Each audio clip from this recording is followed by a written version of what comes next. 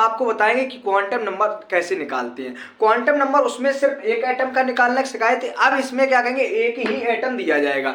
एक साइंटिस्ट थे पाउली नामक साइंटिस्ट जो थे, उन्होंने एक अपना नियम प्रस्तुत किया था। नियम क्या था उनका, यह था किसी भी एक परमाणु के दो इलेक्ट्रॉनों की चारों क्वांटम संख्याओं के मान बराबर नहीं हो सकते हैं। ये आखिर सिद्ध करके देखते हैं कि उन्होंने सही कहा था या गलत। तो जैसे आपने नाइट्रोजन है, तो नाइट्रोजन ले लीजिए, तो उसने कहा आपसे कि नाइट्रोजन के पांचवें तथा सातवें, नाइट्रोजन के पांचवें तथा सातवें इलेक्ट्रॉन के लिए चारों क्वांटम संख्याओं के मान ज्ञात कीजिए। यानी कि नाइट्रोजन के लिए पांचवा और सातवां इलेक्ट्रॉन जो होगा उसके लिए चारों क्वांटम संख्याओं के मान ज्ञात कीजिए।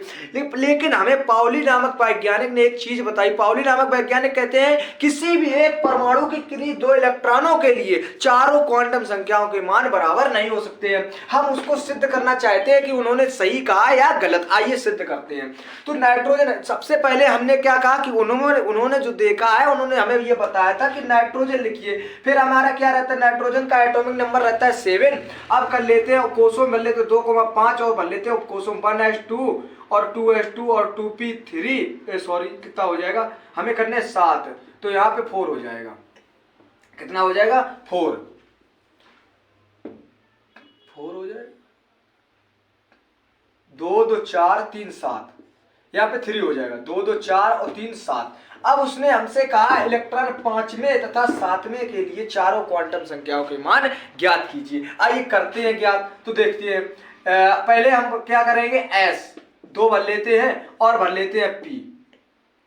अब इसमें देख लेते हैं, 4 यहाँ हो गए, पांचवा भी इसमें होगा, छठवां भी इसी में होगा, सातवां भी आपका इसी में होगा। तो इसको साफ कर लेते हैं, 1 2 3, इसका मतलब 4 यहाँ हो गए। देख लो एक बार आप देख लेते हैं, 1 2 3 4, पांचवा ये आपका हो गया, छठवां सातवां, सातवां इलेक्ट्रॉन आपका ये हो गया, बीच वाला 0 -1 +1।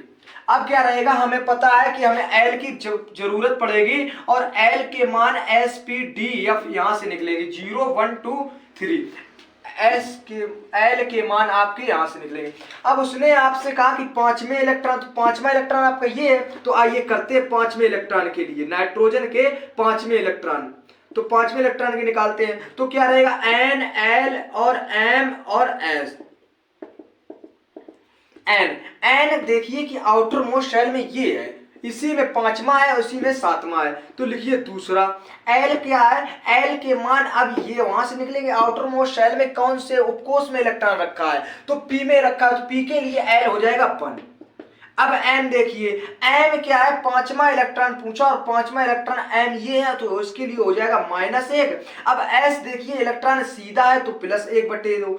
अगर यहाँ पे ऐसा इलेक्ट्रॉन होता उल्टा तो फिर -1/2, लास्ट वाला इलेक्ट्रॉन, तो इसने निकाल। अब उसने कहा सातवें इलेक्ट्रॉन, आइए निकालते हैं सातवें इलेक्ट्रॉन। सातवें इलेक्ट्रॉन के निकालने के लिए N L M और S, देखिए N इसके लिए सेम ही रहेगा जी। आप कह रहे थे कि इक्वल नहीं हो सकता, उन्होंने कहा और हमने भी कहा इक्वल, लेकिन आप परेशान मत होइए, अभी एक ही इक्वल हुआ है, अभी एक ही मुख्य क्वांटम नंबर ही इक्वल हुआ है, अभी L बचा है। तो L देख लेते हैं, आउटर मोस्ट शेल में P जी, P के लिए 1। अभी भी आप परेशान ना होइए, आप यहाँ पे अभी रुक जाइए, कुछ ना कुछ तो होगा। यहाँ पे सातवां इलेक्ट्रॉन ये है, तो इसके लिए +1 हो गया। देखो यहाँ -1, यहाँ +1। अब देखते हैं बात ये सातवां। अब S कैसा इलेक्ट्रॉन है, सीधा, तो +1/2। इसका मतलब उन्होंने जो हमें कहा था वो बिल्कुल सही कहा था कि इसके लिए क्वांटम संख्याओं के मान बराबर नहीं हो सकते हैं। अब बात करेंगे दूसरा, कोई ले लेते हैं, हो सकता है कि इसमें उन्होंने सही ना बता पाया हो। अब बात करेंगे दूसरे में कि दूसरा कौन सा टॉपिक है, हो सकता है हम दूसरा एटम ले ले, उसमें हो जाए इक्वल। थोड़ा और सिद्ध करके देख लेते हैं इनको हम।